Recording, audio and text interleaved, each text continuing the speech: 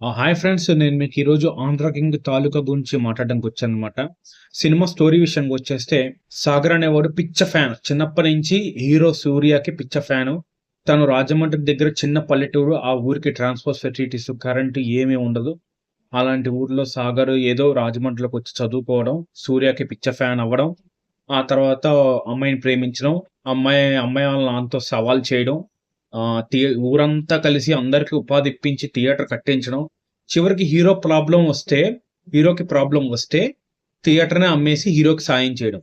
ఇదంతా చాలా గొప్ప కాన్సెప్ట్. కానీ ఈ సినిమా ఫెయిల్ అవ్వబోతుందనమాట. కలెక్షన్స్ చూస్తే 27,00,00,000 బిజినెస్ అయితే మనకింకా 13,00,00,000 వచ్చింది. సో, నాకెందుకో తెలీదు ఈ సినిమా ఎందుకు ఫ్లాప్ అవుతుందా అని చెప్పేసి. చాలా మంచి సినిమా.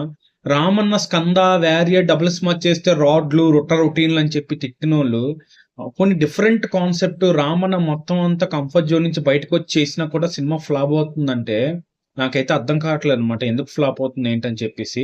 మామూలుగా మనకి మాఫియా సినిమాలు, స్మగ్లింగ్ సినిమాలు అన్నీ హిట్ అయిపోతున్నాయి. అవన్నీ చూసి ఓహ్! హీరో ఎంత బా చేశారు, అంత బా చేశారని చెప్పి అన్నీ అనుకుంటాం. కానీ ఇది ఎందుకో హీరో గురించి చెప్పినా ఒరేయ్ బాబు! మనం అందరిని ఉపాధి కల్పించాడు, ఆ ఊరికి అన్నీ చేశాడు, హీరో కోసం కష్టపడ్డాడు అయినా సినిమా ఫ్లాప్ అవ్వబోతుంది. నాకదే బాధగుందనమాట. 'రామన్న'కి సక్సెస్ ఇంకా అందని ద్రాక్షగా తయారైంది. సో, నెక్స్ట్ సినిమాకైనా 'రామన్న'కి మంచి బ్లాక్ బస్టర్ హిట్ అవ్వాలని, ఈ సినిమా కనీసం ఇప్పుడు ఓటీటీలో అందరూ మాస్టర్ మైండ్ అంటారు. సో, ఈ సినిమా ఎలాగైనా ఇంకా దాని కింద గుర్తింపు రావాలని మనస్ఫూర్తిగా కోరుకుంటూ that's the video friends. Thank you. Please subscribe.